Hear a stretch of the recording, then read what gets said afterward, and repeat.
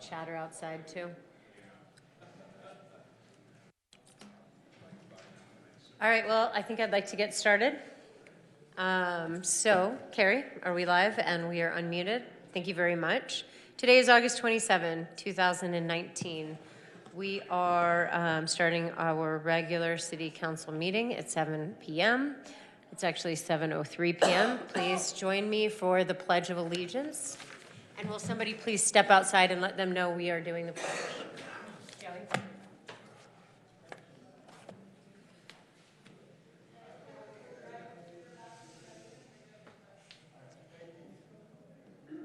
I pledge allegiance to the flag of the United States of America and to the republic for which it stands, one nation, under God, indivisible, with liberty and justice for all.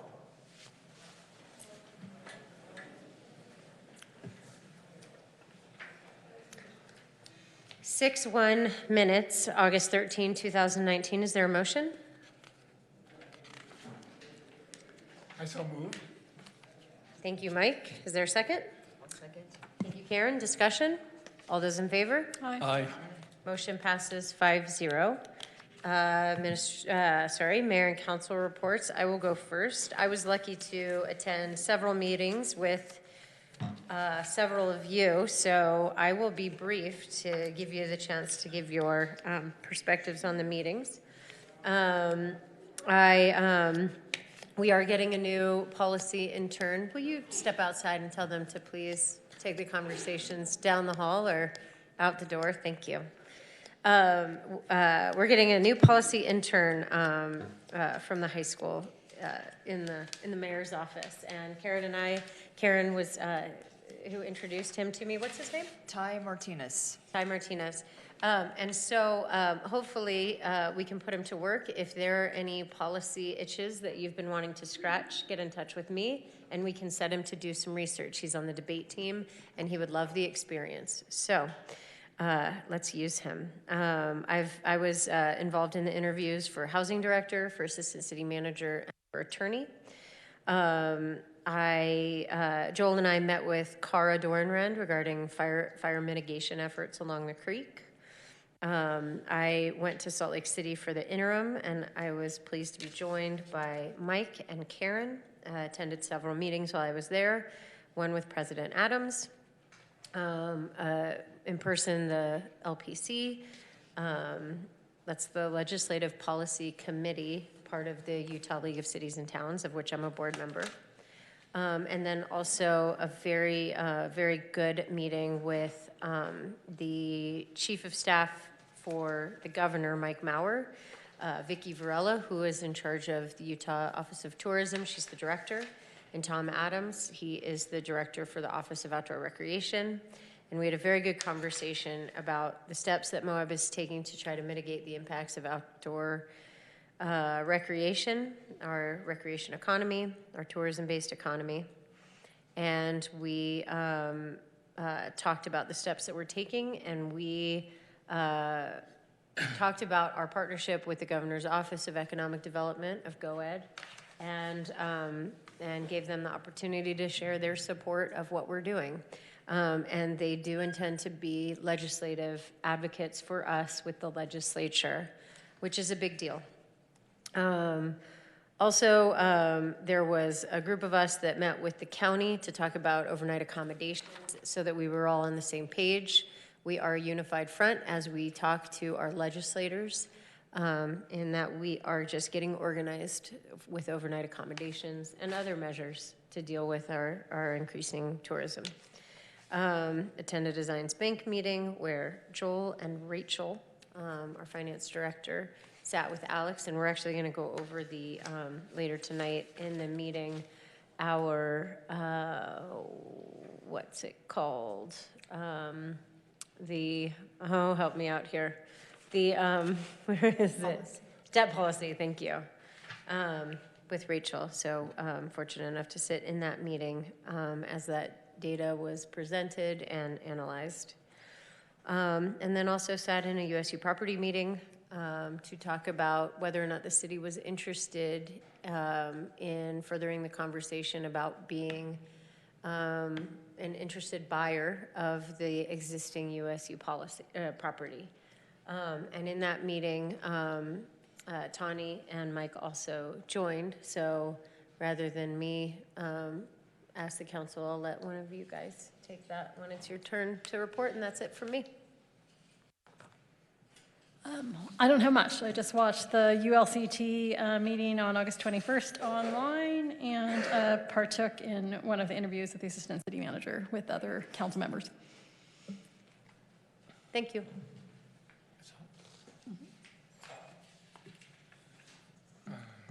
Thank you.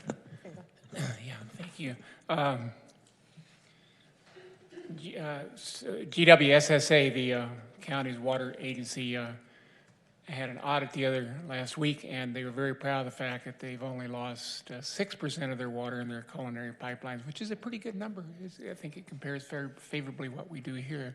What they didn't talk about was how Ken's Lake, which is used right now for irrigation water, leaks terribly last year with a very dry year. So they didn't deliver a lot of water, so it makes them look even worse than usual. But they delivered 900 acre feet and lost 700. I mean, okay, so that needs to be some work, and I suspect some of that water is going into Chapman Well, which is the county's big heavy hitter for culinary water. So in a sort of sense, they may be recovering leaky water, if you will. The county's been limping by. That well has been busted. It's got a 250 horsepower motor in it, very expensive little dude. It broke. So most of the summer they've been limping along on a couple of other old wells and a new one that doesn't produce very well. So it's kind of interesting. Chuck, as you guys may remember, talking about drilling a new well up near the golf course, which I think would be a great idea for multiple reasons.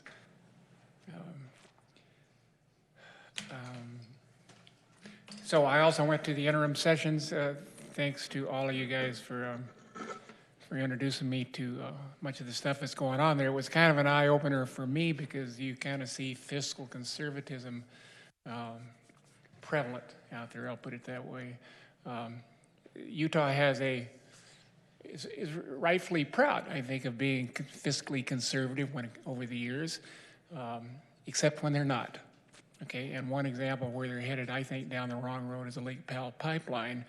It was presented by an auditor out there saying they think they can pay for it, the Washington County Water Conservancy District, if they raise all their fees big time, the connection fees, impact fees, use fees, and so forth.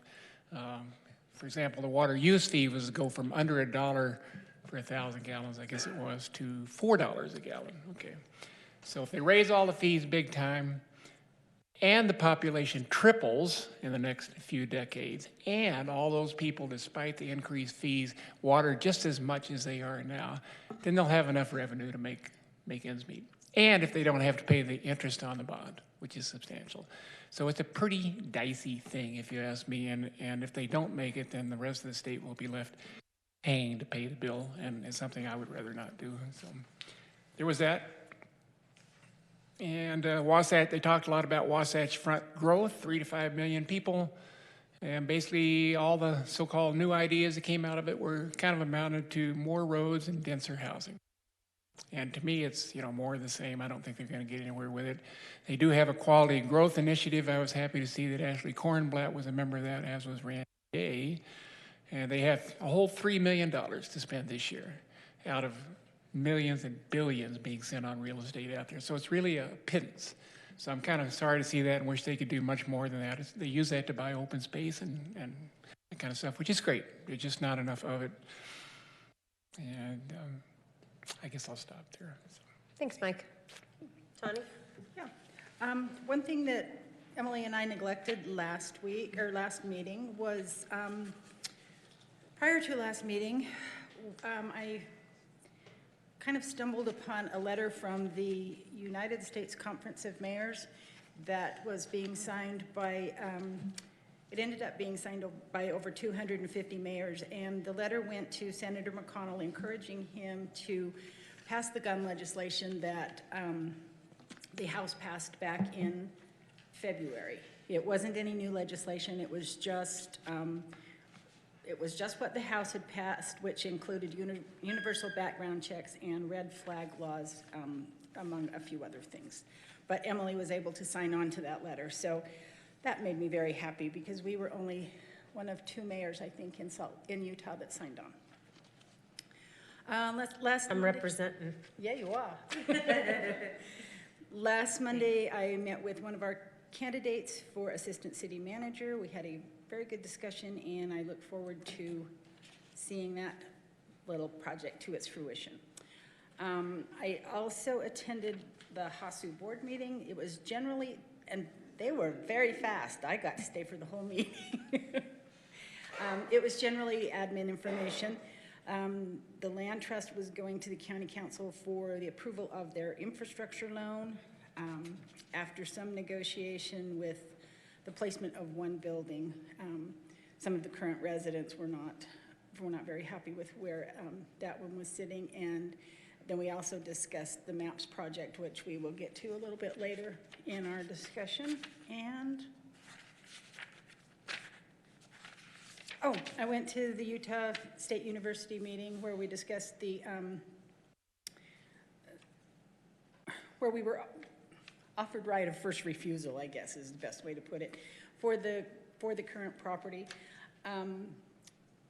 Like Emily said, Mike and I and she were there, and we wondered if it was worth discussion to put it on one of our future meetings, just to discuss where we sat, what we thought, if we thought it was something that we wanted to seriously look at, or just partner some other way with some other entity. Or Did they have a time frame of when they expected to wanting to sell it? Soon. Soon? soon. Did they have, That was I about think as specific as it got. soon is relevant?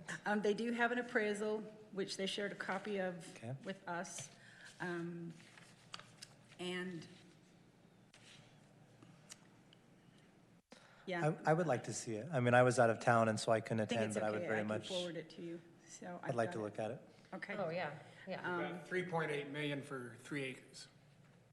One thing that I thought was really interesting that what might be worth mentioning is the appraiser was well aware at the time that he did the appraisal that we had a moratorium, and he said that that fact did not affect the appraisal of the property much at all. So given where that property is, I thought that was pretty encouraging. So yeah, if you just want to put that as discussion, I will forward you all those documents. Okay, and that's it. So we will put it, you do want to put it on Is our that- agenda in 2 weeks for discussion? Sure. Yep. Okay. Next. Thanks, Tom. That's it, yeah. I was done. So let's see, in the last 2 weeks, I also attended the ULCT meeting and met with the state, what does he call the state president? The state Senate President Adams to get lectured on our decisions that we're making at a local level. And it was a combined effort from the county and the city to go and try to explain the reasonings for us having a moratorium and the goals that we have for our community and setting higher standards. It was definitely an interesting conversation. There wasn't actually much conversation. We were just listening to the concerns, basically. I attended at the tax reform meeting at the same time, and there were some very interesting points that they're trying to figure out with tax reform. The issue of the flow of funding, and the fact that the state of Utah is the only state in America to set income tax for education. 100% of our income tax goes to education. And it's going to be, they're looking at potentially doing a constitutional amendment to change percentages for the state budget so that education fund can, maybe a portion of it can be moved into the general fund. And I think we were really left with trying to get that across to the educational community that they aren't going to lose money, but we need to disperse money a little bit differently. That is a possibility. You know, we often hear that in the state of Utah that we spend the least amount per pupil, but actually they reiterated it to us that that is the case, but that we actually spend, as taxpayers, we spend more money for education than any other state because we actually have more children to pay for. So that was I did not realize that that fact, which is super interesting. I attended a UDOT, a transportation interim meeting as well, and UDOT. It was interesting to see they were trying to get funding with state legislators.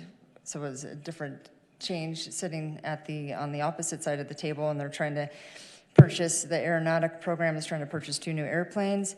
And the UDOT was trying to set goals for this next year. And there's some heavy planning that they're doing for unmanned aerial vehicles and to connect autonomous vehicles and road usage charges. That's big goals for them this year. And the fact that 94% of crashes are human erred, so autonomous vehicles is the future, and they are trying to get ready. And that's another reason why they're trying to set up the 5G in all communities. What else did I attend? And then a fabulous meeting with Mike Maurer and Vicki Varela and Tom Adams. And we were set with a job to actually try to get some legislators down here to understand what it is that we are trying to do for our community, because it looks pretty black and white up north, and that is not the case. So we actually have a goal, and it would be great if we could make that happen. So that was it. And that Vicky's office is going to supply us with a list of key staff to invite. So we got a party to plan. That's kind of what we talked about earlier today. Yep. I think we should do reality town for legislators. Oh. Legislators. Funny. That would be, actually, yes. Yeah. But we were talking about having them come down during one of our busiest weekends, which will not be difficult to have happen in the fall. So Right. we got to kind of get a move on that, because I think it's going to be important as we go into Should we have a sessions. committee? Should we have a party planning committee? Another one? Let's designate 3 of us to be part of this party planning committee. You're the queen party planner. I am very good at party planning, and then I need 2 council members, Karen and Tommy. Great. Thank you, Karen. It will involve pedicures somehow. Ooh. Oh, the planning party committee. Yeah. We'll plan over pedicures, please. Perfect. Pedicure planning party. Thanks, Karen. You're welcome. Are you ready for me? Yes. I attended the CAST summer conference. It started off with the Sustainable Tourism panel, and Breckenridge presented some of their work on their destination management plan. It included a community survey to try to gauge, tease out some of the community relationship with their tourist economy. And despite having a strong tourism focus, their residents were largely okay with the direction of the town and their events. But they did identify that where they really felt the crowding was on parking, sidewalks, and at the supermarket. So able to maybe perhaps target some of their efforts to mitigate those impacts. And they said that destination management planning, although it's being used more and more, it's not that common of a consultant specialty, so you have to look critically when you're shopping around. And Aspen came next.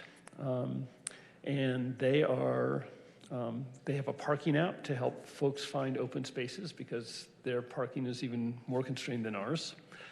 And they have a program whereby hospitality workers have the option to take a short training because many of them are seasonal. They may not return, so they may not know the community or the stewardship issues for the town or the environment that well. So it's just to sort of give them the basics about where to send people, what to recommend to tourists, and in exchange they'll get like a meal tour or a tour coupon in exchange for participating.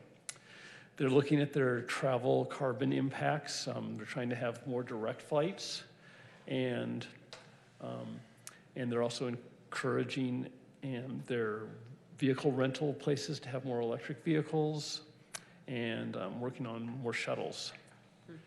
One interesting thing is that I was aware that like there's Friends of National Parks, but there's also Friends of other public land management agencies to sort of provide an interface and support for them to, Like Friends of the BLM. yeah, or exactly, Friends of the Manti LaSalle.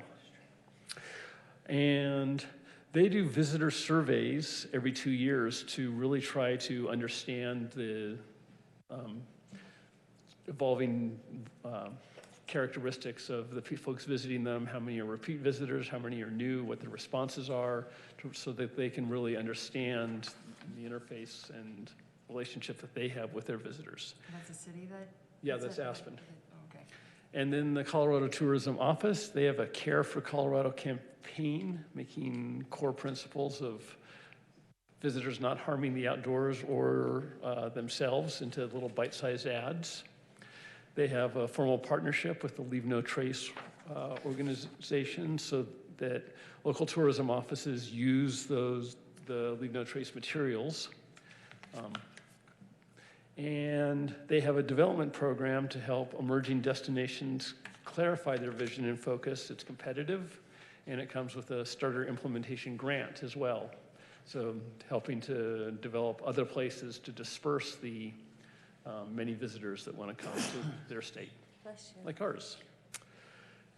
Then there was a number of presenters on community engagement on climate action. Colorado passed a number of bills, including the Colorado Just Transition Office to help extractive economies transition to other means of support. The High Country Conservation Center, working with Summit County, Colorado, and its cities and ski resorts, recently published a climate action plan, so specifically focusing on that aspect of sustainability, and I sent you all a link to that. And one thing that was interesting about that is that they're also engaging other local government entities, school districts as partners, as both sources of emissions and possible solution participants. And then Zachariah and I presented on our local work on outdoor lighting and dark sky advocacy. That's what I've got. That's it. You triggered something that I wanted to ask all of us, and thank you. Are you planning to attend the Outdoor Recreation Summit? I missed that. When is it? And Well, I guess I wanted to check in with all of you about just a few conferences that are coming up. But the Outdoor Rec Summit is in October. October 2nd? October 2nd, is it? That's what I was trying to. So I'm speaking on a panel, so I'm all expenses paid. So I will be attending, but if any of you are interested in attending. Nope, I apologize, Mayor. The second is the MT 2030 Summit. Oh, okay. Park City. So where's the outdoor rec? The outdoor recreation, it's the 21st, October 21st. 21st Or to 20 the 24th. to the 4th, yeah. It's actually the 22nd through the 4th, but you'd have to go to the 21st. So that's a conference or a summit that's going to be GoEd's Outdoor Recreation Office. So that's going to be Tom Adams. So if one of you wanted to attend as well, I think that would be great. Joel, I told Joel he just had to come because it's a critical partnership for us in terms of like again I was saying legislative advocacy. Would it be possible to get out of the Park City one? I can look. Please let me do that one instead. And then there is the Park City one that we've already talked about. There. so the 21st to the 24th spans the city council meeting. Yeah. Do you know how? If we didn't have a quorum, we would just motion to move the meeting either to the week prior or we could cancel the meeting. So Well, and it's also a joint city council planning commission meeting that Tuesday night as well. Well, we can, it's a kind of further away, but I was just hearing you talk about going to that, it's something to think about. I'm also curious who among us is going to attend the Rural Business Summit on September 6th. John Curtis, Representative John Curtis. It's up in Price. And I think they're going to be talking about the coal strike force, the initiative, which is amazing. It's again the transition from coal. And Mayor Corianis of Price he's just a rock star. And he's really looking at that. He's part of the strike force. I'm sure that's going to be part of the conversation there. But I'm speaking on a panel with Mary, actually, from the county. And it's just a drive up to Price and back. So that's a conference for all of y'all to consider. As many of us can go, I think would be great. Yeah, and then ULCT. I think we decided who was going, but I don't remember who's going. I'm going. And I'm Can't remember, are you going, Mike? board member, so the three of us, and you're both voting members for LPC, so that's great. Okay. And then there's also a rural summit that's happening in Cedar. And again, I don't have to pay for that because they're paying me to talk on a panel with Lieutenant Governor Cox's wife as the moderator. Just keep getting all them free deals out of it. I So we get know. representation of everything and pay for none of it. I That's know, awesome. it's really great. I mean, if he's our next governor, want to be in good, so. That's not, that doesn't overlap that. Did that Springdale tour get canceled toward the end of September? Is that still? Yeah, what's up with that, So Karen? I talked to UDOT today, and they still on board. Joel and I just were talking about it last week, and as far as we know, it's still happening, but we don't have an agenda. And Jeff from UDOT is going to contact you Okay.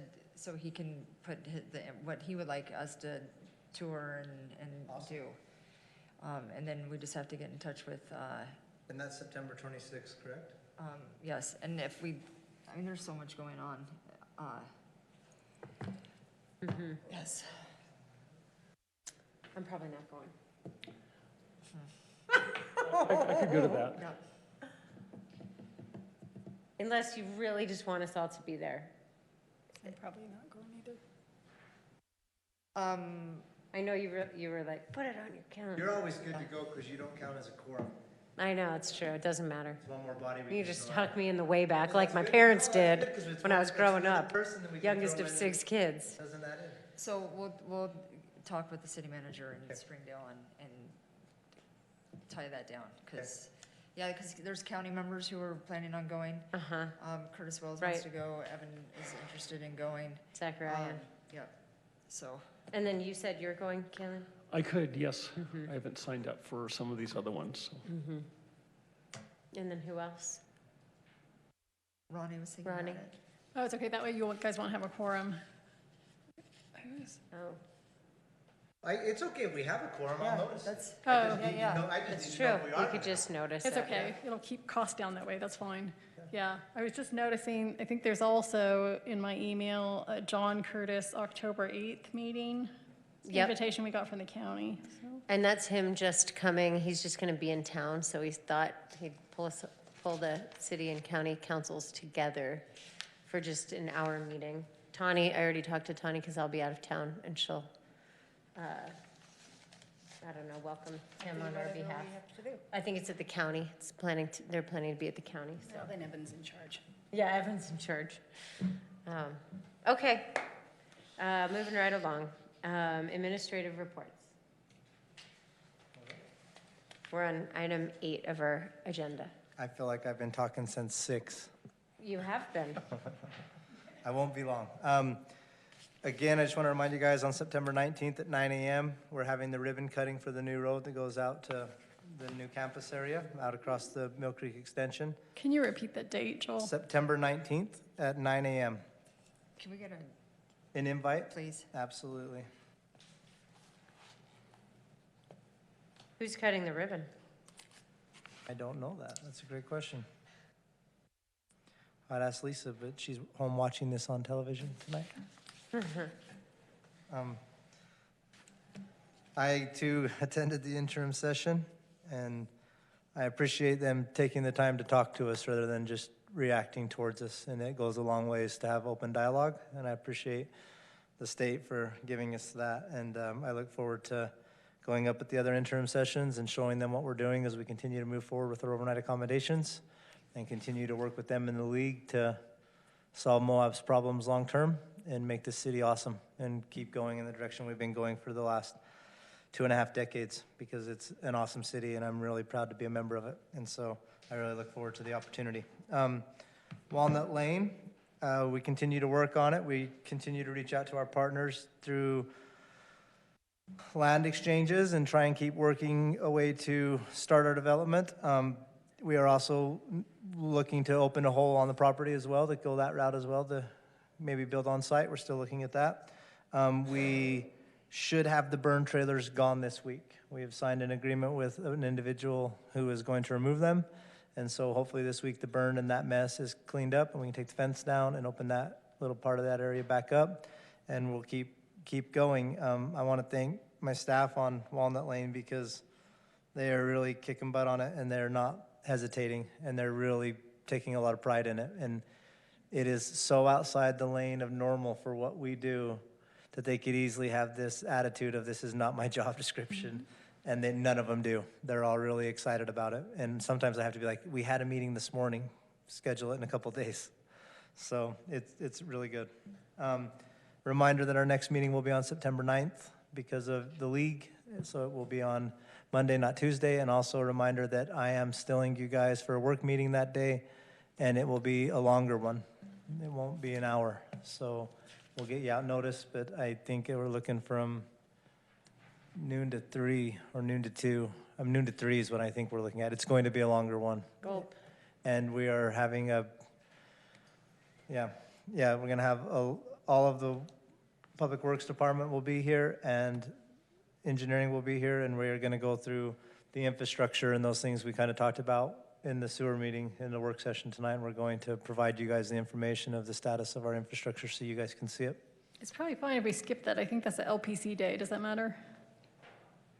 I will look, and if it is a conflict, I will make sure we schedule around LPC. Because we could always do 1 to 4 or something. Yep, 1 I to will make 3. sure we schedule around LPC. Okay. That said, the only admin report we have tonight is from the chief, and I think he'll be relatively brief and we'll get going. Thank you, Joel. Just a couple things this week. I'm sure you're probably all aware last week was a very difficult one for our agency. We had multiple officers involved in both of the significant critical incidents last week. They performed, as I would expect, absolutely flawlessly in very difficult situations. I'm extremely proud of all of them. That said, we are also working on a program to offer them the support that they need following critical incidents. It's something that has been long overdue. We should have done this a long time ago, and we didn't, but sometimes it takes a significant event to push you in the right direction. So we're working on that. One thing I would like to mention is that we all know that jaywalking is an issue in our community, and it's just kind of been on the back burner. Obviously, with last week's incident, it's no longer on the back burner. We are going to be doing education and enforcement as much as we possibly can, having officers on Main Street, making contact with people who are walking outside of the crosswalks and educating them about the dangers of doing that. And at some point, we will also start issuing citations. We are planning to work with Lisa Church, the city PIO, to develop some education to push out into the community and into the tourist community as well. And hopefully we can avoid another incident like last week. And then the only other thing that I have to share with you is I'm having surgery tomorrow and I'll be out for a couple of weeks. So I'll be on light, when I do come back, I'll be on light duty for 2 to 6 weeks. And the interim assistant chief Mike Thurston will be acting in my place, and if he is absent or we need some additional fill-in, Sergeant Jerry Newmeyer will take over the reins. They're both extremely highly competent individuals, and I'm confident that they'll be able to handle anything that comes their way. So, thank you. And I want to thank Thank you, Chief. I want to thank both the Sheriff's Department and the Highway Patrol for their assistance the other night when we had Yes. the incident. The Highway Patrol stepped in and they did the on-scene investigation for us with the aid of the other departments, but with the technologies they have some of the equipment we don't have. And so I appreciate that. And I want to thank the police department. Over the last couple months, they have stepped up and they've been taking on some roles that historically haven't been their function. And they've been locking up facilities at night that we had a Parks Department part-time employee quit, and rather than hire that position back out for 1 hour a day, 7 days a week, which is extremely hard to fill, we asked the police department to pick that up and lock up our facilities, our bathrooms, our gym, and those other every night, and they've been doing it like clockwork, and I want to tell them thank you, because I know that's not something that they normally do, and I appreciate them picking up that service, so thank you. Appreciate that, Joel. Thanks, Chief. Thanks, Chief. Assistant Chief, we're going to have a very uneventful couple weeks, I'm sure. Yeah, I know. But if we don't, I'm glad we have you. Okay, moving right along, Section 9, citizens to be heard. Do we have any? Thank you. We've got 2. Mark Thomas. Welcome. Thank you. First, I'd like to congratulate Tawny, Ronnie, and Kaylin on how well they performed in the primary election. Congratulations. Thank you. Tonight, I'm here because I want to urge you to approve Resolution 45-2019, adopting the 2019 Sustainability Action Plan for Moab. Up the road in Salt Lake City, the 3-day United Nations Civil Society Conference with attendees from around the world is pointing out that only with aggressive policies will humankind stem climate change.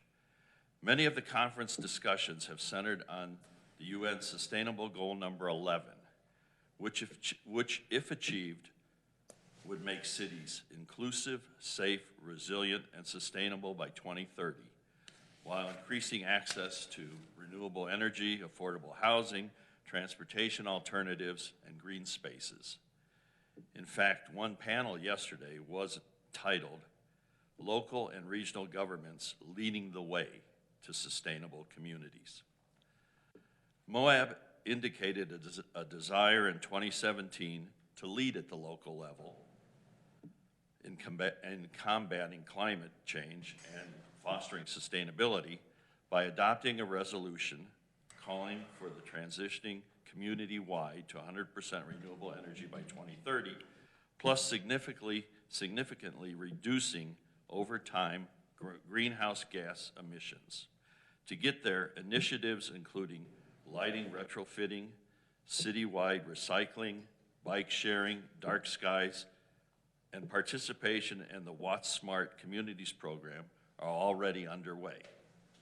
But to achieve a Moab that is inclusive, safe, resilient, and sustainable by 2030, as outlined in the UN Sustainable Goal number 11, more action is needed, and the 2019 Sustainable Action Plan points the way forward for us with necessary and achievable initiatives.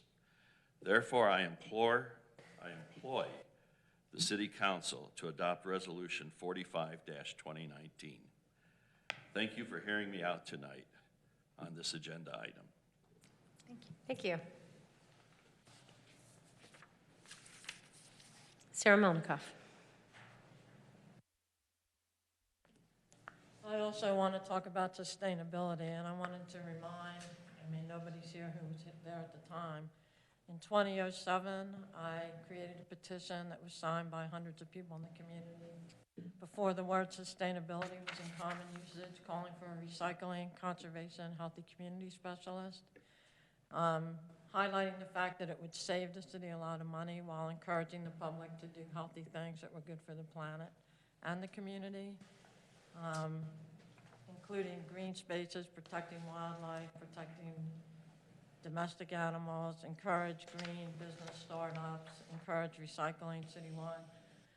The recycling has to be actually recycled for it to count. And in a lot of ways, that's not happening with the single stream. And I wanted to highlight some of the partnerships. I've been working with Joel on the ballpark. I've been checking it every week. I cleaned the bins out the other day. Everything's working really well over there now because there's teamwork and cooperation. Do I like single stream? No, I hate it. But I'm putting all the stuff in the single stream thing, making sure it's clean. Not one thing's been green tagged since then. And I'm doing it because you have to use every tool in the toolbox. Not one mention in the sustainability plan. Moab Solutions isn't mentioned, even though I've been working on this stuff for 20 years here, but all of my life since I was a young girl. And the recycle center's never mentioned. It's as if people want to ignore its very existence and not give it the respect that it's due. It's going to be 29 years old soon. It's survived a lot of stuff, and it will hopefully survive being ignored by the city. So I started recycling at the Virginian Motel. All the guests are loving it. The owners love it. They don't need to have the trash picked up as often. I've picked up 3 times there. The system is set up so well, it takes me less than 7 minutes to load it in my truck and take it to the center, where source separated material is sent to Salt Lake to be used. One thing that I'm very upset about that I think the council should know regarding monument waste is they have brought no cardboard to the center since July 31st. I'm there every day and I notice there's no cardboard there. So I've talked to staff and there's like no cardboard coming in at all.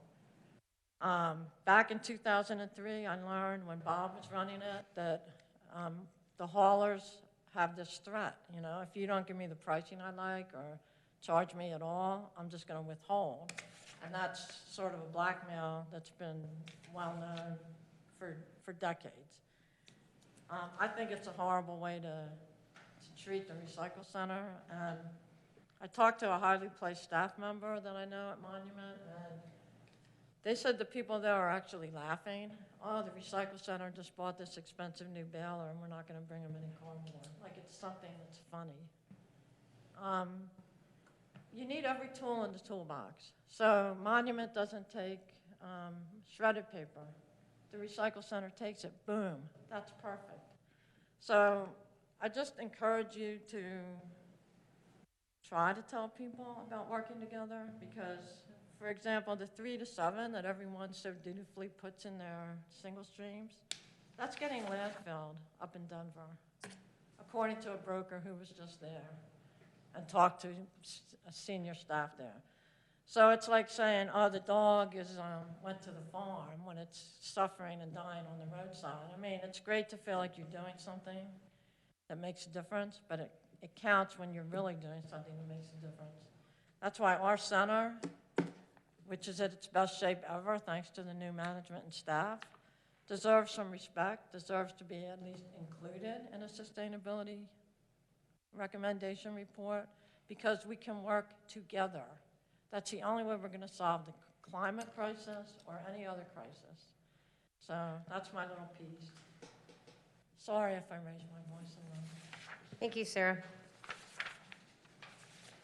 Any other citizens to be heard? Moving right along. We are on item 10 of our agenda, special events. 10.1, approval of a request for amplified music at Old City Park on September 7, 2019. Is there a motion? I will move to approve the request for amplified music at Old City Park for a marriage celebration on September 7th. Thank you, Ronnie. Is there a second? A second. Thank you, Tawny. Any discussion? All those in favor? Aye. Motion passes 5-0. Old business, section 11. 11.1, proposed resolution 46-2019, a resolution authorizing the execution of a restated and amended subdivision improvements agreement for the MAPS subdivision, Phase 2. Chris. Thank you, Mayor. I've got a slightly revised version of the agreement that was circulated this afternoon to you by email. It's a red line form so you can see what's changed, and I'll send that around so that everyone has a copy. Just briefly, the history on this is that the plat for this subdivision was previously approved by the city back in, I believe it was in March. The developer had to make some changes to its plans due to some financing changes. We have an existing subdivision improvements agreement with HASU, but a different entity will be undertaking the development as required by their financing. So the agreement was originally just substituting parties. However, in the process of doing that and in consultation with the developer's lender, there were some other requested changes that were made to the SIA. We had some negotiations pertaining to the set-aside agreement, which is basically the guarantee that secures installation of the public improvements, which you have. The changes in the revised version of the agreement that are there for you are, in my opinion, not terribly material. They simply clarify that the main obligation of the developer here is to complete the public improvements, which is what the city is most concerned with. The actual construction of the buildings and so forth are mainly the responsibility of the developer. I'm glad to answer any questions that you may have. This project's been kind of a long time coming, and we really wanted to make sure that this was on your agenda so you can get this approved this worthwhile development can get started. If there are Thank you, questions. Chris. Well, is there a motion? I move to, Oh, yeah, let Tony do it. I move to approve Resolution 46-2019, a resolution authorizing the execution of a restated and amended subdivision improvements agreement for the MAPS subdivision Phase 2. Thank you, Tony. Is there a second? second. Thank you, Kalen. Any discussion? All those in favor? Aye. Aye. Motion passes 5-0. Yay. 11.2, proposed resolution 45, 2019, adopting the 2019 Sustainability Action Plan. Briefing and possible action. Thank you, Rosemary, for coming up.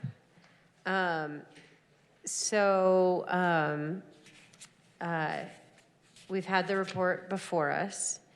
Kaylin circulated to this council some comments and some edits, so I wanted to give you time to talk about that document. And could I just jump in and say one thing before we start? Sure. So I wanted to thank you for your comments. I was up in Salt Lake yesterday, and I have to say, I think part of the reason the UN chose Salt Lake is the amazing work that the Solar Innovation Team is doing. So that session that was referenced was about Moab, Salt Lake, and Park City. And I heard a very nice quote that I want you to think about. It says, goals and plans are only as good as the positive transformation they trigger for people, planet, prosperity, and partnerships. Without actively working towards solutions, simple problem recognition goes nowhere. So they're basically saying you need to balance planning, data entry, and actually projects. Yeah. Thank you. Thank you for sharing that. And thank you for all of your work on the report and working with others to get feedback about the report. And so, Kaylin. Well, let's see. Some of my comments were just, I opened the document and there were various spelling and grammatical issues that were identified very helpfully by Word. And so I don't necessarily, I kind of expect that documents making it to our dais will be vetted. So I'm not, and I realize that I rely on people to do quality control on my work when they're available, but I often don't have access to them, but this is a larger organization, so I don't know if Joel or someone else can serve that function. So Kaylin is referring to the sustainability plan. Yes. And grammatical and spelling errors found within. Okay? Yeah. And I just, or maybe there's someone else that can be part of the team that vets documents We can before do they that. get to us, because It just doesn't look like it's quite ready for us. And I can motion to approve it subject to correcting those things. Okay. Well, so the document that you created and made comments on, I think it would be good to share those with Rosemary and staff, just to get that work done. Oh, I do have them now. And You so do? I've been going through them, and yeah, and some of it is like science writing or English writing, like percentage, write out percentage or percentage numbers. But, you know, I'll share it with Lisa, and there are some that though are more, it's a style. And so like one of the comments was, oh, why are we saying our plan, or we should do this? And, you know, the research says when you use that kind of language, people are more engaged and feel more empowered when you say the plan. So if you say our plan, and so that's, you know, those are just, you know, some differences of style. So Kalen had suggested the rest of us add to his version. So I added to his version, and then I just, it seems like you need to download and reload on Google Drive. So I sent that version to all of you, so that one might have both of ours. I don't know if anybody else added to it, but. Yeah, I added to Kalen's too, and it was a pain in the butt. And I just noticed that you just did that, that you put it in a Google Doc. Well, I mean, on Kalen's suggestion, I had downloaded it because the recommendation was to do that, and then turn the track changes on. And then when I realized, I was going to email it back to all of you, but then I realized it was 38 megabytes, so that wasn't going to work. So yeah, I put it back in my Google Drive with a share. And then, so Yeah. I'm just curious, like, if we made edits to, I didn't even check to see if they saved. So the issue is that it was provided to us as a Word doc, and I attempted to share it via the Microsoft ecosystem, but collaborating via that, I have not been successful collaborating with the group via Microsoft's world. We've been doing it in the Google world, which is much easier for, and so that's the issue. I'm not sure what to say. I know I saw your comments and yours. I don't remember Mine are seeing in any. green. Okay. I don't know. And I have no idea if they even, I mean, I thought I saved them, but I never used whatever that Microsoft One document was. I mean, it showed, I don't know. So, Okay, I'll look again, because your name is definitely on your comment. And it's the same with Kaylin, but I don't. Oh, sweet. So good. Maybe well, let's make sure that you are able to get to Rosemary any comments or edits or whatever. My recommendation, I had Joel put in the comments of the agenda summary sheet or the agenda comment sheet, a suggested motion that passes the sustainability plan tentatively.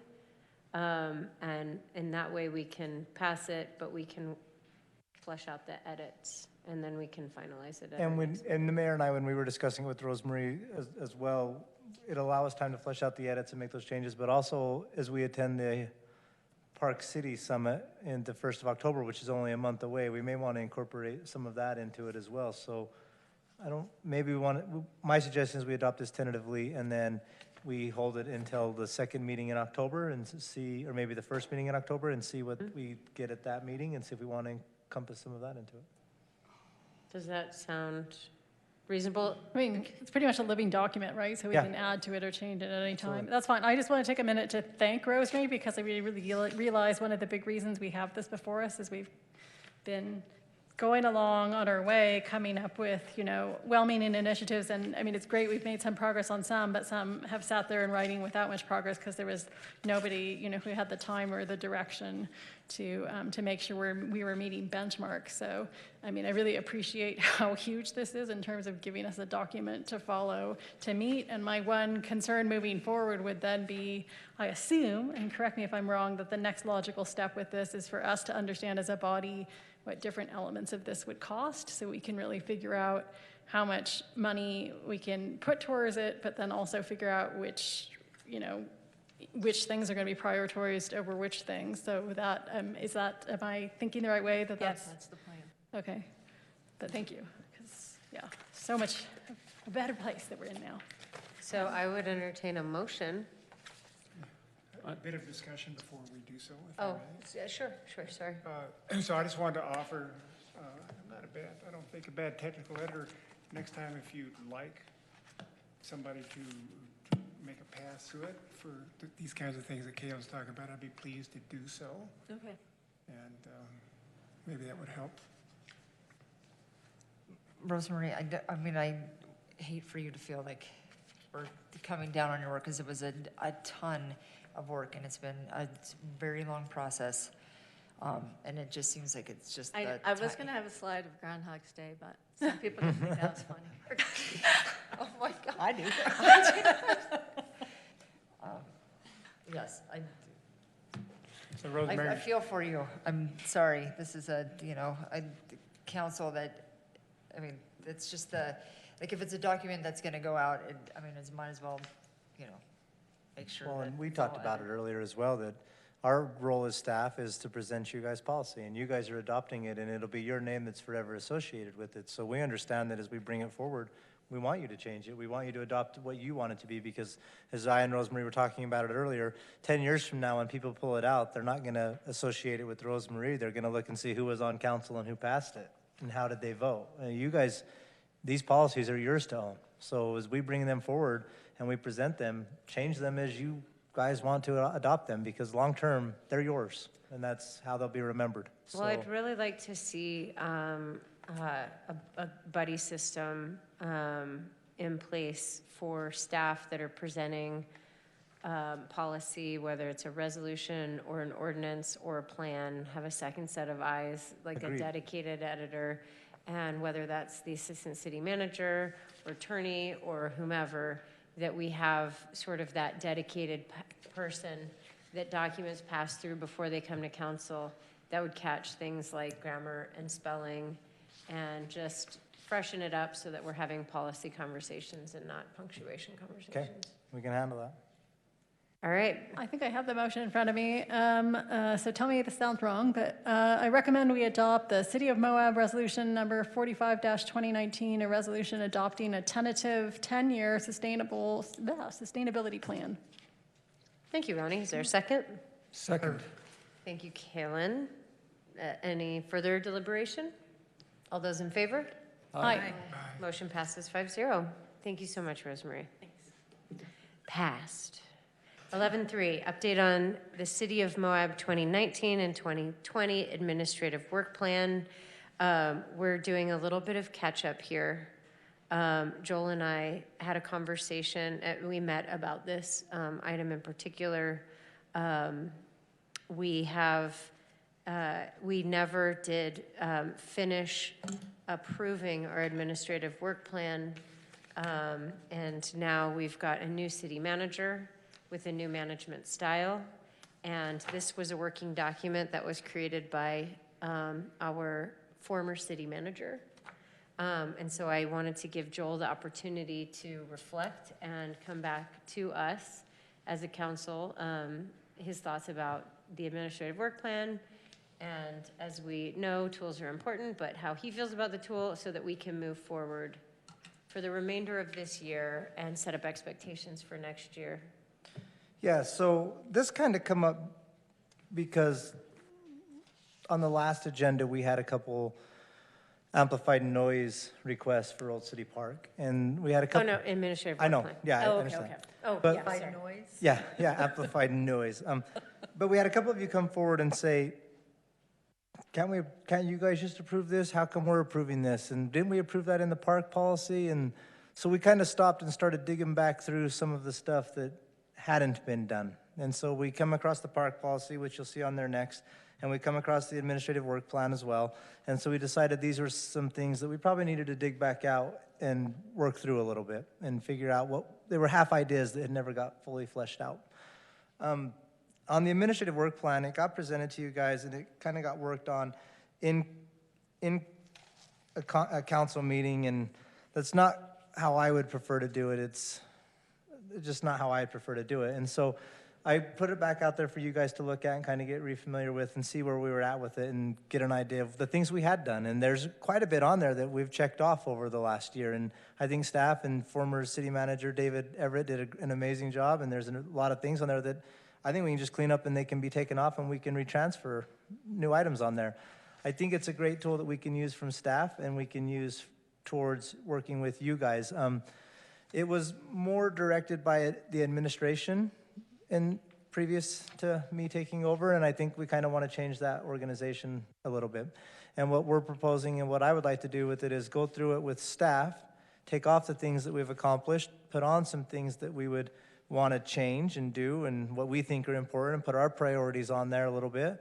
And then when we get to January and we get to the strategic planning session, present it to you guys there. And it's, you guys are the body, so you guys decide what we'll do and how we'll go forward, and we'll present to you what we think our policies and what we think our priorities should be. But at that strategic planning meeting, I'll have the mesh of ideas where you guys say, well, we like that, but these are the things we don't feel like as a council that are getting addressed, and we would like them to be included. And we can put those on at that time, and then staff can keep working off of it, and we'll bring it back in June as well when we're doing budget. And we can see how the items that you guys are prioritizing and the items that staff are prioritizing and how they're being budgeted as well, and what we do have money to do and what's realistic financially for us to be doing, and maybe readjust it in June as well as we go through the budget process to say, well, we had this as one of our top priorities as council and staff, and we all agreed on this one, but as we look with the finance director as to what our finances are, we don't think that this is very realistic. We think we maybe need to move that one down a little bit until we can get our finances for that project in a better order. We can acquire these grants and get some more money for it. And so that's how I would like to work forward with it, is let us take it back. Let us remove those things that have been completed. Let staff, we're going to hold some meetings among staff about what we think should be on there a little bit. And then we'll present it to you in a few months down the road and see what you guys think about it and give you an idea of what's on there prior to going into strategic planning. And then as strategic planning, change it up a little bit and start making it a viable document that staff has input on and staff can add things to and they can change, and that you guys can have access to all the time and see what we're doing. And we can get input from you as we go forward as well. And that's how I would prefer to do it as we go forward. Thoughts? So it's a dynamic instead of static, meaning we're not voting to pass it. It's a working document that staff is going to, through you, that you would be adding things, removing things. Yeah, we have, so we've started having in the last 3 months, we have this meeting, and then on the following Wednesday, we have a department head meeting Wednesday morning following this meeting, and I take notes on everything you guys say in your staff report or your council reports and what you've been doing and what things you'd like to see, whether it be speed limit signs or, it's best to get those ideas fresh out the next morning while they're still fresh on everyone who attended's brain. And then that way as well, you guys see action to what you're requesting sooner rather than later. There's a response to what you want to see happening, which is a very appropriate, I think, from staff. And so as we have these meetings, that document will become vital. And as we have those department head meetings and we go through this list that I make every Tuesday night, we'll have that document as a part of that meeting, and it'll be open, and it will always be being added to and changed as a part of the interaction we get to have with you guys twice a month. And so it'll become a part of that process as well. I think that's a much more common sense way to do it. That way you've got the people that are actually on the ground doing the work, letting us know what priorities are out there. Yeah. We might have some grand ideas and want to implement them, but we don't know what the practicality and what the reality is of doing that. And I think that's a better, I just think it's a better organizational way to do it and present it, and let it be a dynamic document. So I have kind of a selfish request, at least once, and you don't have to do this on a regular basis, but the first time you do that, the stuff that you cut out that's been accomplished, can you at least put that in a list and share it with us? Because a lot of what I see is high pressure jobs, there's a lot you have to do, and you never get to celebrate the stuff you accomplished. You just keep going like a bullet train, and so I've just found that useful in terms of No, I morale, absolutely, if nothing else, but it jogged my memory too. But so I would just like to see it for that first cut, but I don't know, it might be that that's the way you work and you cut and you keep a laundry list of that for yourself. I don't know if that's useful to you. I mean, if it doesn't create more work for you, I would No, think I it'd be think interesting that's- historically, but that to is keep something doing. I would but- like to do as well. And actually, when we have our strategic planning meeting in January, I would like to present those items to you guys say this is what we've done over the last year, and these are the things we've accomplished, because we don't look back very often. We're very forward-oriented. Well, plus I think it can help deliver recognition to staff who don't always Yeah. get recognition. Can they choose their own stickers? Like, like if we accomplish something, they can get No. like a, Oh, like a gold chart. yeah, You want a helmet sticker? Is that what you're telling me? a unicorn or, I mean, whatever it is. Yeah. You know. Toilet, The art department at the high school produces some nice ones. sewer. Every department's getting their own board in the hall as you come in, and as they complete things, we're gonna put stickers on them. Be awesome. You know, that's actually You know, pretty cool. we have a whiteboard at work, and that's exactly, we don't have stickers, but, you know, it's what's been done, because you do just get caught up in the day-to-day stuff, and you don't realize what you have done.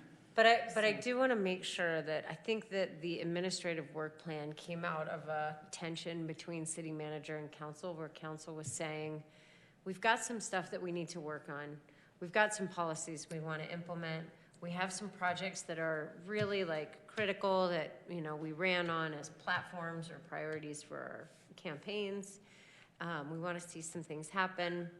And there was, to use David's words, pushback. Well, you know, staff can only do so much. We only have so much time. We only have so much money. And so this document was created as sort of a way to compromise and come together and be on the same page of what we were going to move forward doing. And then it was like, if it's not on the work plan, it's not going to happen. Wait till next year. And I think that you have a very different management style. And I think that the way that you are leading staff now is one that listens and has kind of a feedback loop for when council shares priorities. So I just want to say, like, I recognize that that was kind of the central idea of the working document, and that you have a different management style, and I'm okay with letting that go for what it's worth. Everyone else? The one thing that I'm not clear on is how you differentiate. I mean, you have potentially like 6 managers here. And sometimes we have different priorities. And so how does this process sort of assess consensus? You're all noise until there's 3 of you. I thought it was whoever brought the most cookies. That's a very good answer. I Get organized, council, I Yep. think is what I heard. Don't get me wrong, I mean, if there's 2 of you who are pushing for an idea and the writing on the walls, that's the direction we're going, I think we'd get behind trying to get ahead of something. But if one of you keeps coming and is pushing an idea that there's just not traction for, we don't have time to do individual projects, and you have to get a coalition. That's how representative democracy works. I mean, I jokingly say to people all the time, my job's like having a schizophrenic boss. I have 6 different voices tell me to do 6 different things at 6 different times. But if 3 of them voices get together, then we got something. So that's how we prioritize. If you guys collectively are driving an idea, that's the idea we as staff get behind. If that's what you guys want, that's what we get behind. And for what it's worth, I'm not one of those 3. But you are, no, you are. Under our code, you're a non-voting member of the city council. Yeah, but you're saying 3 for quorum to vote Yes. in favor of something.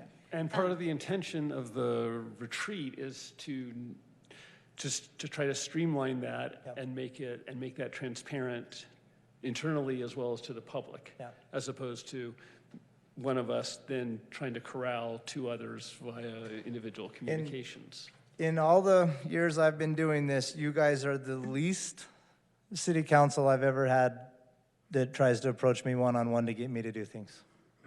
I've always had 2 members of a council that have their own agenda, and they are constantly in my office, constantly trying to get me to do their stuff. Because I don't want to be accused of being a voice in somebody's head. Well, you guys just don't tend to do that. You're a really good group. You tend to work together. You tend to realize that your power is in plurality, and you tend to focus on that. So it hasn't been an issue up till now. to be Up honest with till you. now. Up till now. I'm not saying Dun, that's the other part of this job. Every 2 years, it drastically changes. Sometimes it stays the exact same, but sometimes you never know.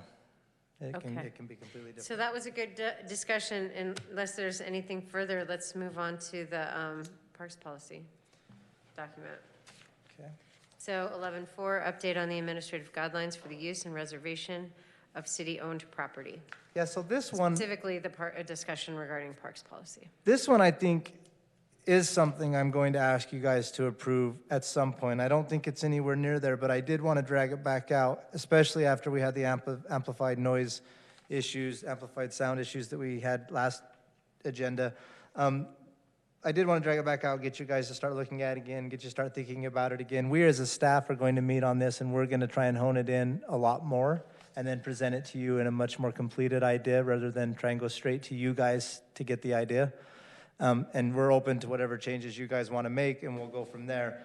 I've already heard some things that I thought were great. I liked Karen's idea of getting a table and getting it smaller and getting more information about what you can do.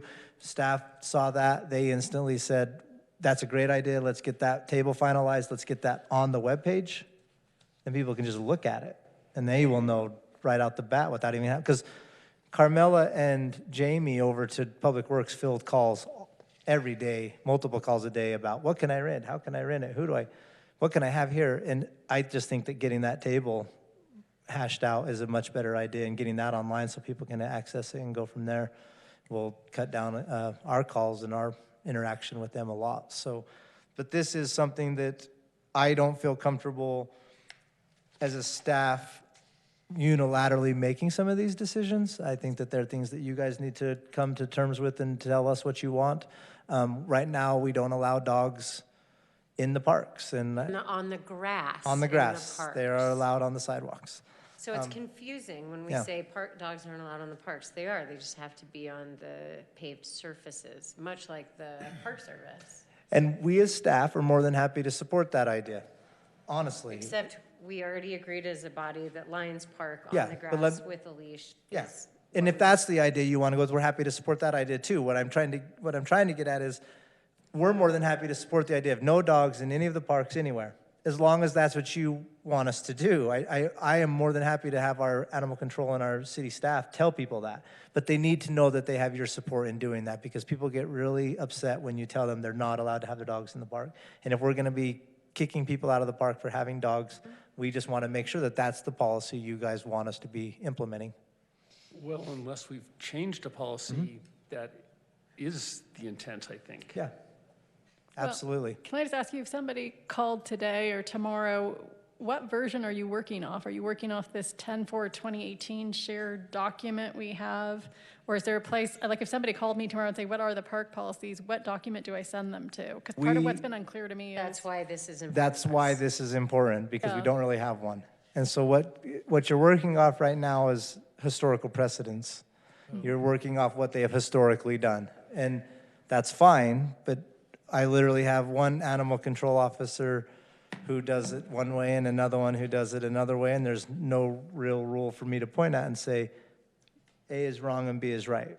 So we never finalized this? No. Ever? No, Oh. and that's the problem.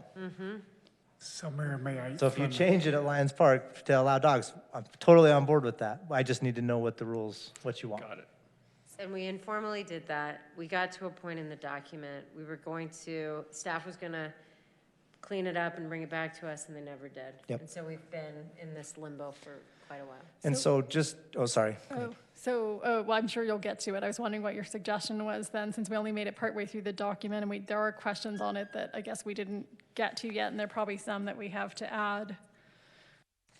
So what I'm going to do is I'm going to meet with my park staff and with some other staff at the city. We're going to go through it and implement the ideas you guys have already given us. We're going to read through it and identify where we see problems, put those out in the column, and then I'll bring it back to you guys to finalize, formalize, and go forward. Can you do me a favor and include animal control with that? Mm-hmm. Because some of the questions that were on there were specific to them. I have parks, animal control, law enforcement, and then part of my public works that does the reservations, and possibly finance because they're doing the money side of it. So anyone who has a hand in how this process works, I will include as we meet as staff.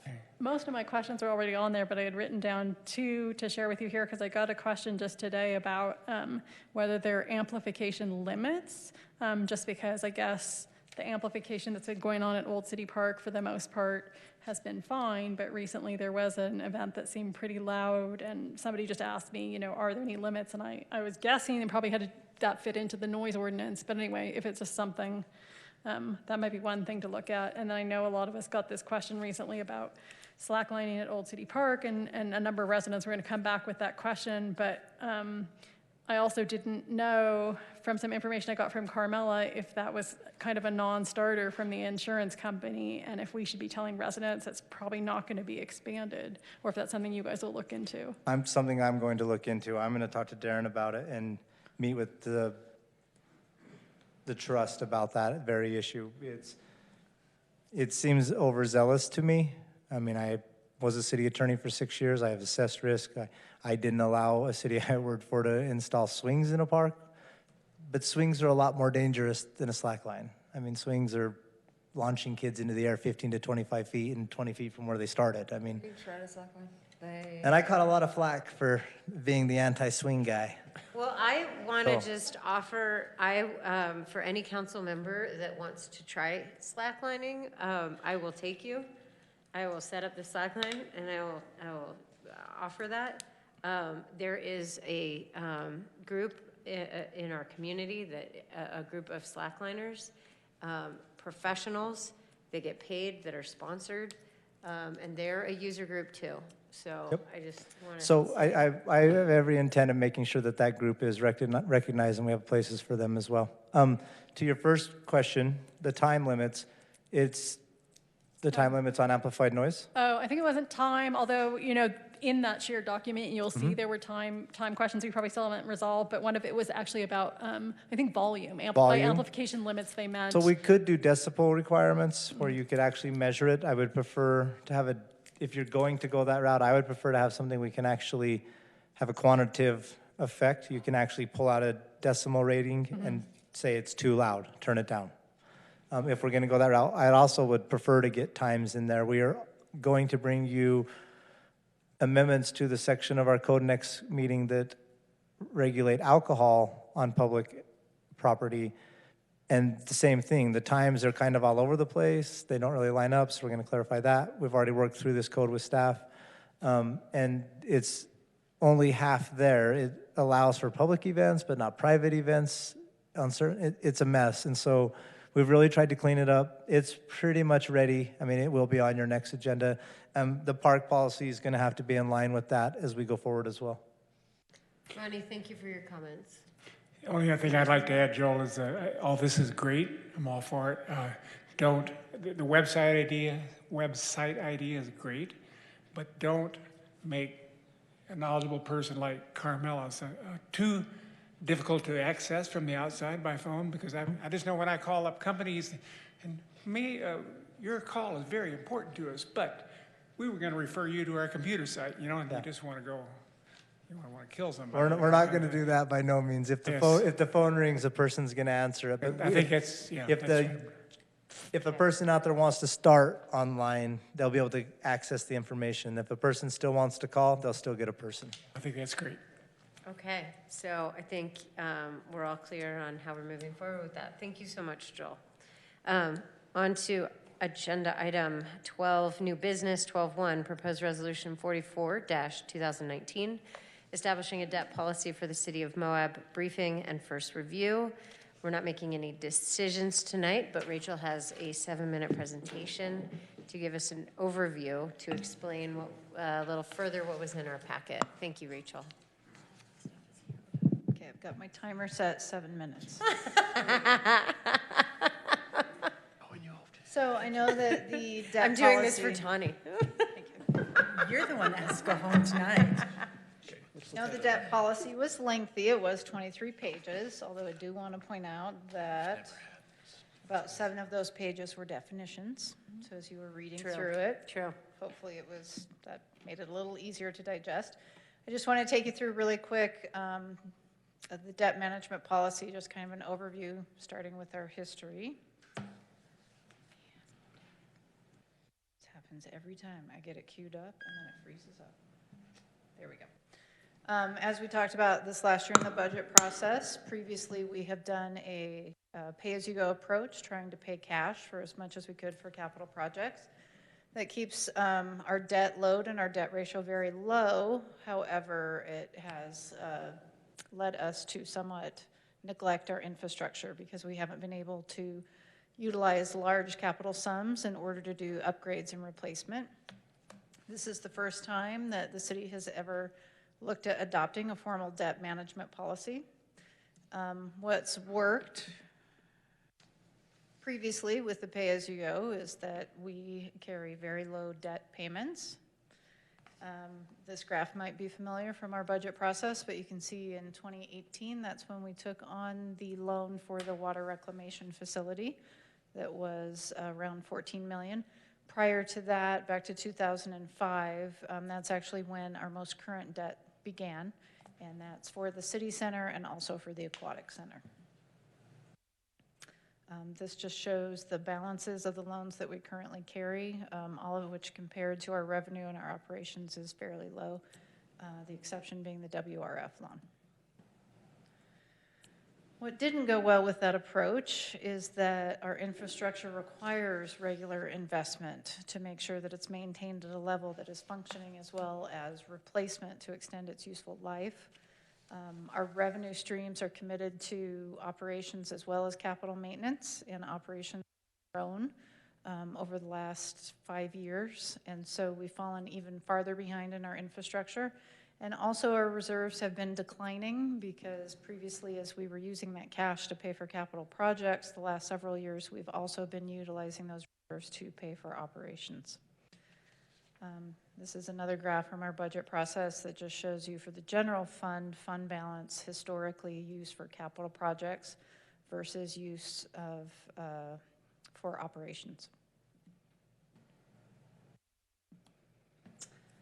What opportunities come along with debt? Why do we want to have a debt management policy? One is infrastructure. You have a draft capital improvements plan that we'll actually be updating before we bring it back to you, but right now it has over 14 million in needed improvements. That number is just going to get larger as we make it more comprehensive and prioritize it. And then also the projects that we can pay cash for as we go along are limited. So we can't do major infrastructure projects based on the amount of cash that we have available. New projects. So the City Council has identified some important priorities for our community, some of which are repairing and maintaining our infrastructure along with affordable housing. And we need to look at dedicated revenue streams that will retire that debt as we move forward so that we can achieve those projects. I like my affordable housing. I love it. It's so cute. So what are the goals of the policy? Basically, it's a policy that if this council adopts it, would be in place for future councils as well, and would also be updated on an annual or every other year basis to make sure that we are using resources to the best of our ability and the most fiscally responsible to decide when we're going to take on new debt, what we're going to use that debt for. This just kind of goes through some of the steps that we would look at before we would take on new debt to make sure that we have revenue that's sufficient to repay it, that we've looked at other options for financing as well as pay-as-you-go or any other available monies that we could put towards those projects. And the last one applies in very specific circumstances, but if it is mandated by federal or state, that there really are no other resources available that we would have to take on debt service for it. So far that hasn't really come, well, potentially with the WRF, with the water reclamation facility when we had the EPA violations and it was mandated that we bring it up to standard. Debt will not be used to fund ongoing operating expenses of the city, which seems obvious, but it's in the policy for a reason. Other cities have done it. And then one of the things that I wanted to touch on that this policy does that we have not had a formal rule on before, and it's the bolded section there, that to conserve the general fund equity balance, we will not rely on that balance to finance operations for periods of longer than 2 years.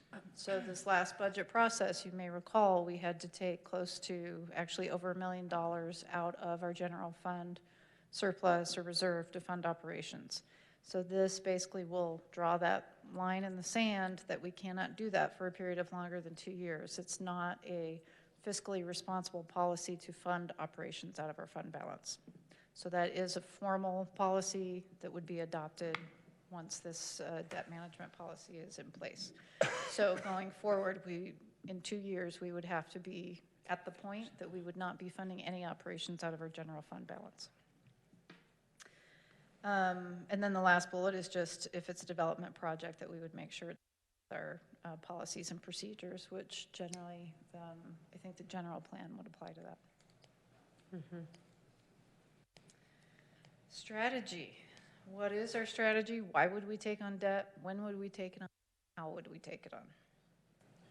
The capital improvements plan is really kind of our roadmap for debt.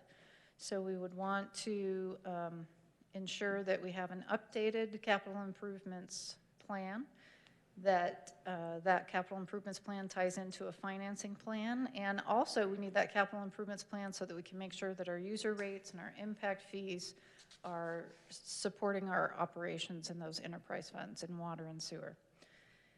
The city, one of the things that this plan puts in place is basically a mandate that the city will revise and adopt a 5-year capital improvements plan every year. Sorry. It's an alarm. Am I up? Was that 7 minutes? So Chickens. Each year the city will have to revise and update that capital improvements plan that will extend out for 5 years in the future. We can go longer, but it has to be a minimum of 5 years. This is just kind of a flow chart for the capital improvements planning process, which we all love flow charts, of submitting the new projects, it getting prioritized. It would then come to city council to ratify or to change that prioritization. From there, it ties into the financing plan. So once we have an approved and prioritized capital improvements project plan, then we look at a financing plan to dovetail those two together so that we can say these projects are eligible for financing. These we want to finance through grants or through pay-as-you-go or through other opportunities. Pretty much what I just went over. After this, the CIP has been prioritized and the funding strategy is established for each project. Part of that process that's outlined in these policies is that it's analyzed for financing viability, availability of financing, as well as alternative, which would include grants, private loans, private donations, the entire spectrum of where we might find money. We would look at all of those opportunities prior to going into debt. And then, of course, all indebtedness requires approval from the governing body, whether it's through a revenue bond, through a general obligation bond, through a CIB grant or a CDBG grant. So this slide I actually put in kind of to address Mike's questions, but there's a lot of technical jargon, there's a lot of terms, there's a lot of processes that take place kind of behind the scenes with debt. And I can sit down in depth to explain any portion of those to you, but generally as a council, what you're adopting is a policy document that's administered by staff in conjunction with our financial consultants, and at the point we go into debt, depending on what type of debt, with bond counsel. So understanding each nuance of each type of debt may or may not be helpful for each of you, but basically what this policy says is that these are the range of products and loans and structures that we can use whenever we're looking at going into debt. Doesn't mean that we're tied to anyone necessarily. It depends on the circumstances of each project that we're looking at financing. But basically what this policy does is it just takes a very deliberate and structured approach to when we take on new debt, which we have not had previously. We've been lucky in a lot of aspects that we haven't taken on more debt without knowing what our debt capacity is or without knowing which projects should be financed. So from this point forward, we kind of have that knowledge, and takes us to task as well to make sure that we're prioritizing and that we are making sure that we're very fiscally responsible with our debt. Is that 7 minutes? Rachel, you are amazing. Thank you so much. That was actually very concise and very helpful, I think, in kind of doing the plain English summary of the debt management policy.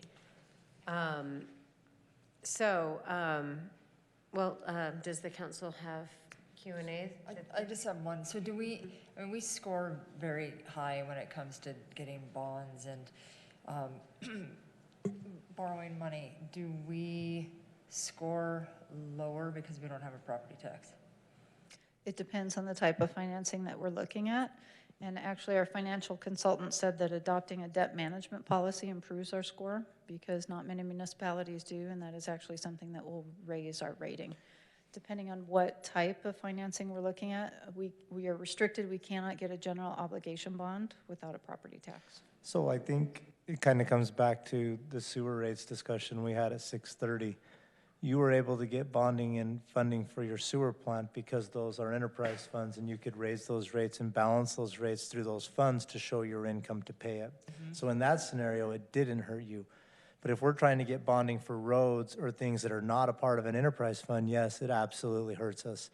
And that's why when we were having the discussion on rates, I'm so hesitant to just start changing rates, because if we have to get more bonding down the road for sewer and water under enterprise funds, we see that when you did this for your $14 million sewer plant, that less than a year into that, you went in and lowered your rates again, and you're not meeting your bonding requirements. So it's a domino, in a lot of ways. You move one thing and it affects 10 others. So, yeah. But in some scenarios, yes. In some scenarios, no.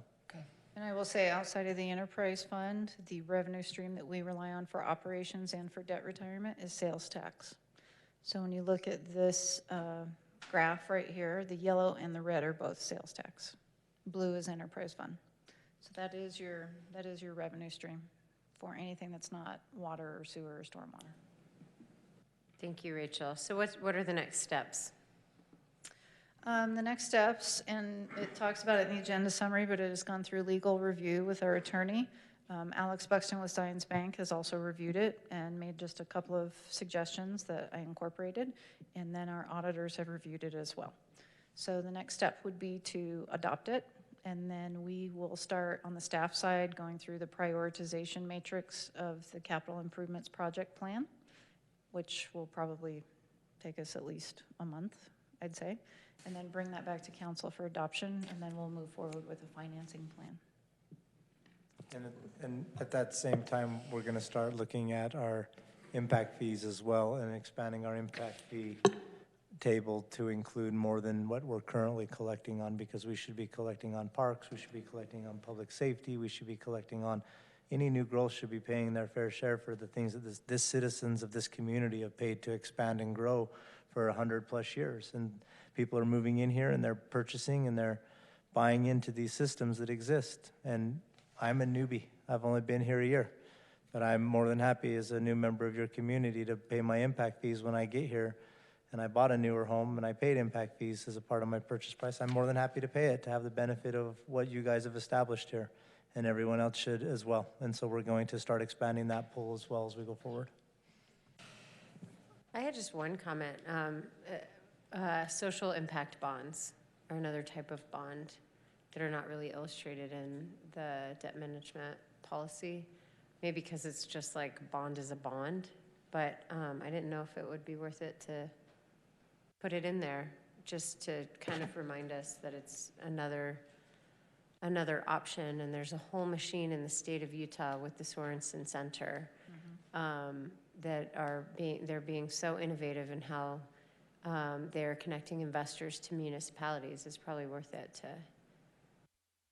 included, or? Sure. I mean, the policy doesn't preclude it by any means. Right. But I could see if they have some standard financial language that I could get from Sorensen Institute. I think it would be good to add it. Yeah. Yeah, okay. And hopefully that's not, I mean, Shouldn't be a big deal. cool. Anything else? I have a motion. I don't think we need a motion. This was just a review of the, It is? oh, there is? Oh, Yep. I'm sorry. May I move to adopt proposed resolution 44-2019, establishing a debt policy for the city of Moab. Thank you, Karen. I'll second. Thanks, Tawny. Sorry, I thought we were just reviewing it and bringing it back, so. All those in favor? Aye. Aye. Motion passes 5-0. Thank you very much. Thanks, Rachel. 12-2, proposed ordinance 2019-26, an ordinance renaming Rimrock Road to a new name of Aggie Boulevard. This was brought to us, to me, and then to staff by Leanna Etchberger, the director of USU, and heading up the new campus project for USU. She asked us, would we consider renaming the road Aggie Boulevard? And so I sent it to Joel and Chuck to put it together, and so it sits before us. I can make a motion unless somebody has something. I move to adopt ordinance 2019-26, renaming Rimrock Road to a new name of Aggie Boulevard. I'd second. Thank you, Ronnie. Thank you, Karen. Discussion? I have a question.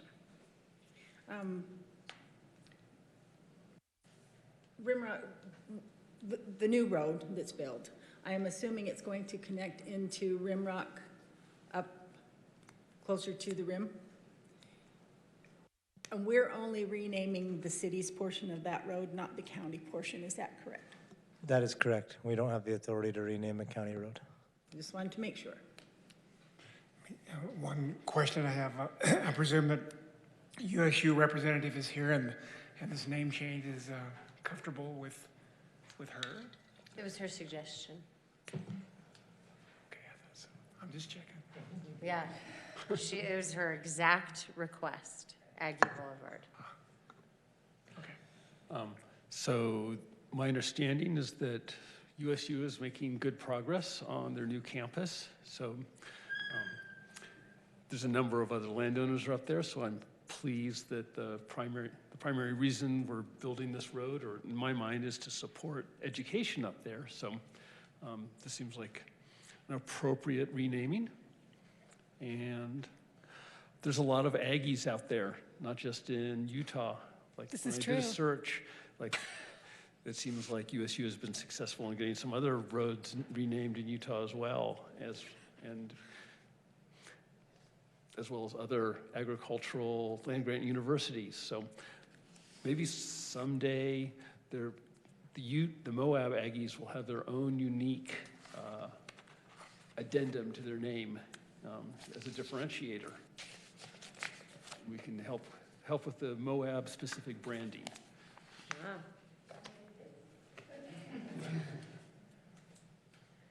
Okay, I'll call for the vote. All those in favor? Aye. Motion passes 5-0. Let's see. Where are we next? Yay, go Aggies. 12-3, Resolution 40-2019, authorizing the City of Moab to commence eminent domain proceedings to acquire a utility easement across the Pillis property in conjunction with the North Corridor wastewater improvements. I would at this time like to invite the property owner, give them the opportunity to speak if they are here. Doesn't appear that they are. This document before us is a resolution to move forward with it. Is there a motion? I can move to approve Resolution 40-2019, authorizing the City of Moab to commence eminent domain proceedings to acquire a utility easement across the Pillis property in conjunction with the North Corridor wastewater improvements. Thank you, Tawny. Is there a second? Second. Thank you, Karen. Discussion?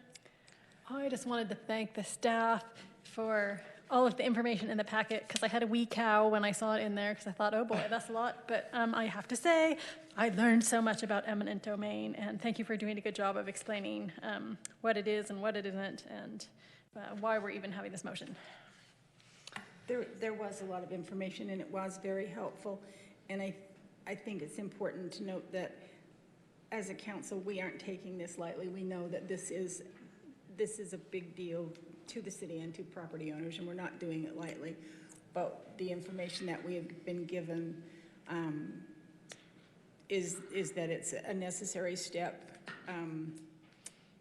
to improve that part of that line. Yes, and so just to give it context, it is an easement to allow us to install a North Trunk Line sewer line, and the easement that the city is requesting will be in the setback portion of the parcel. So we're taking an easement, which will allow us to bury a line across the parcel, but we're taking it in a portion of the parcel that you would not be able to develop anyways because of the setback requirements. So hopefully we're minimizing our impact as absolutely as much as possible. But it is in the public good that this line go in. It will provide sewer service out to the north end of town, all the way out to the hotels that are out there, the Holiday Inn, and those stretch it even beyond that. So it's in the best interest of the community as a whole, and that's what the eminent domain process is for.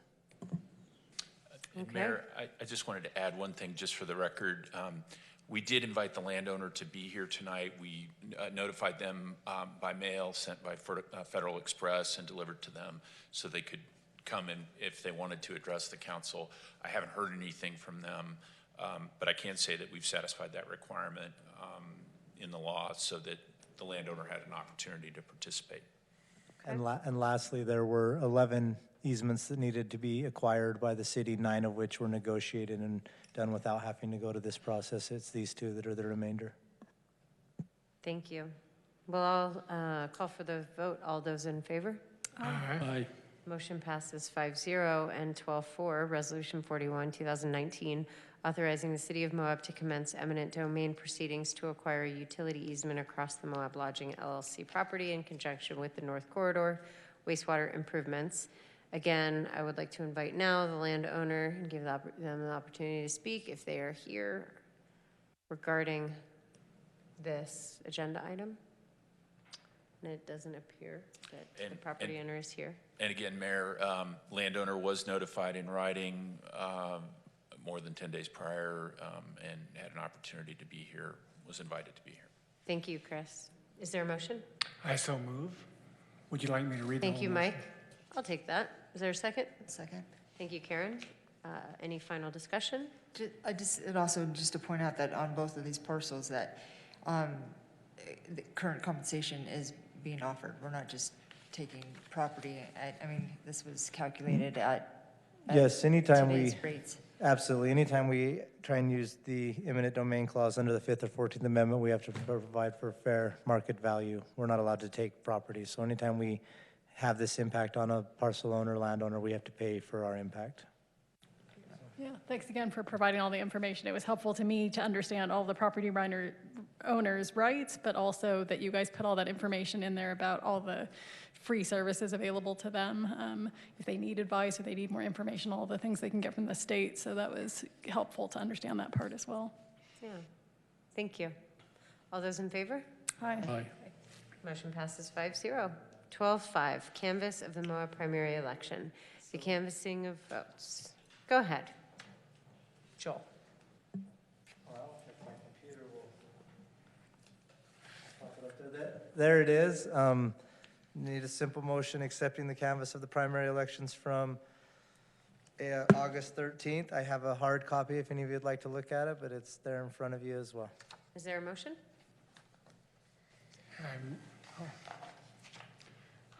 I will move to approve the official canvass of the Moab primary election. Thank you, Mike. Is there a second? I'll second. Thank you, Karen. All those in favor? Aye. Motion passes 5-0. And 13, approval of the bills against the City of Moab. Tony? Those lovely papers are sitting on my desk, so I am going to have to beg forgiveness and ask to do them next time. Okay. We will. I printed them and walked away and left them. Would you motion to table it, or would you just, Yeah, either to table or move to the next agenda. yeah, I move to, yeah.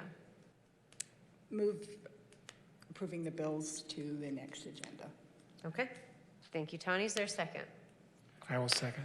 Thank you, Mike. All those in favor? Aye. Motion passes. Motion to adjourn? So moved. Thank you. Kaylin, is there a second? I'll sing it. Thank you. All those in favor? Aye. We're adjourned. See? Wow.